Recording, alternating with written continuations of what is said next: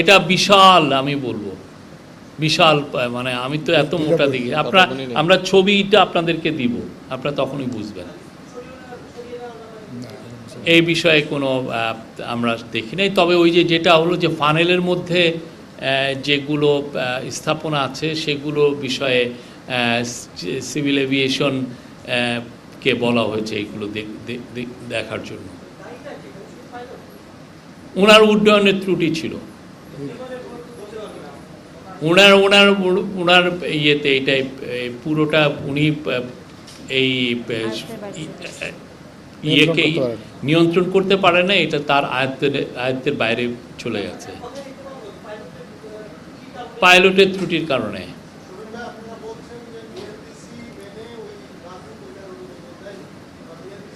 এটা রাজুকের থেকে অনুমতি নেই, যখন অনুমতি নিয়েছে তখন উনি ওইটা হরিরামপুর ইউনিয়ন পরিষদের থেকে তারা অনুমতি নিয়েছে।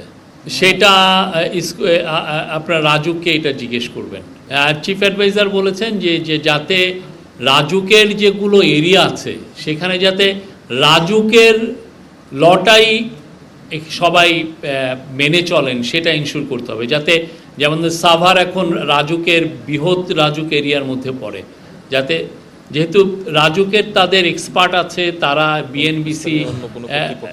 বিএনবিসিকে তারা এনফোর্স করতে পারেন, কিন্তু অন্যান্য যারা যেমন কাঞ্চন বা তারাবো বা সাভারের পক্ষে, ওদের পক্ষে এই বিএনবিসিকে এনফোর্স করাটা অনেক ডিফিকাল্ট।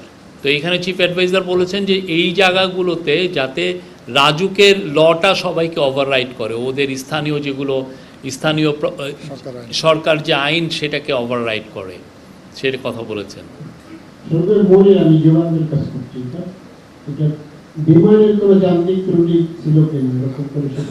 না,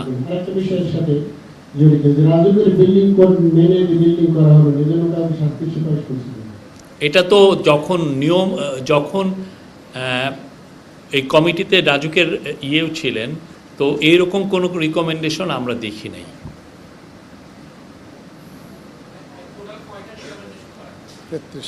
33টা রিকমেন্ডেশন হয়েছে, তার মধ্যে 10টা প্রমিনেন্ট ছিল, সেটা নিয়ে ডিসকাশন হয়েছে। আজকে যমুনাতে চিফ অ্যাডভাইজারের নিকট lieutenant general Kamrul Ahsan, PSO of the arm forces division, এবং উনি এই তদন্ত কমিটির প্রধান, উনি আজকে হ্যান্ড ওভার করেছেন। না, এটা তো ন্যাশনাল সিকিউরিটির একটা ইস্যু আছে, যতটুকু পাবলিক করার আমরা সেগুলো তো আপনাদেরকে বলছি। এই তদন্তের যেটা ফোকাস এরিয়া সে বিষয়ে আপনাদেরকে বললাম, আপনি যেটা বলছেন সেটা তদন্তের অনেক বাইরের এরিয়া। তারা আপনি দেখেছেন 29শে জুলাই থেকে এই আজকে কত 5ই নভেম্বর তারা একটানা এটা নিয়ে তদন্ত করেছেন। শেখ হাসিনা উনি যার বিরুদ্ধে ছেলে মেয়েদেরকে খুন করার অভিযোগ আছে, আপনি জানেন, ঢাকার বড় কসাই উনি, ওনার হচ্ছে বাংলাদেশের বুচার অফ বেঙ্গল। তো উনি ওইখানে বসে কি করছেন বা কী নির্দেশ দিচ্ছেন সে অবশ্যই আমাদের মনিটরিংয়ে আছে। আওয়ামী লীগের অ্যাক্টিভিটিস ব্যান্ড বাংলাদেশে, এটা সরকার আদেশে এটা ব্যান্ড হয়েছে, এবং আওয়ামী লীগের অ্যাক্টিভিটিসের উপরে ইভেন আইসিটিও তারা তাদের প্রসিকিউশনে, তাদের ট্রায়ালে আওয়ামী লীগের এই অভিযোগগুলো খতিয়ে দেখা হচ্ছে। তো যারা কেউ এই ব্যানকে ডিফাই করে সভা সমিতি করতে চাবেন, ঝটিকা মিছিল করতে চাবেন, যাই করতে চাবেন, সেই ক্ষেত্রে আমাদের আইনের full force of the law apply হবে, কঠিনভাবে অ্যাপ্লাই হবে আইনের, এখানে কোনো ব্যত্যয় হবে না। এই জায়গায় এই গভর্নমেন্ট 1 ইঞ্চি কাউকে ছাড় দেওয়া হবে না। কেউ যদি এটাকে একজন খুনি ফ্যাসিস্ট লিডারের দ্বারা উদ্বুদ্ধ হয়ে কেউ যদি ঝটিকা মিছিল করেন, তাকে আইনের আওতায় আনা হবে, এবং এই ব্যাপারে আমাদের আইন শৃঙ্খলা বাহিনীকে খুব ভালোভাবে নির্দেশনা দেওয়া হয়েছে। আর উনি সোশ্যাল মিডিয়াতে অনেক প্রথম থেকেই তো আমরা দেখছি যে অনেক কথা বলছেন। এইখানে যারা আমাদের যারা আন্দোলনে ছিল, আপরাইজিংয়ে আপনি জানেন লাখ লাখ ছেলে মেয়ে ছিল, তাদেরকে উনি টেরোরিস্ট বলছেন। তো তার বিষয়ে আমাদের চিফ অ্যাডভাইজার যখন ইন্ডিয়ান প্রাইম মিনিস্টারের সাথে কথা বলেছিলেন সেই বিষয়টা উঠেছিল। এখনও দেখছি যে এই বিষয়ে আসছে।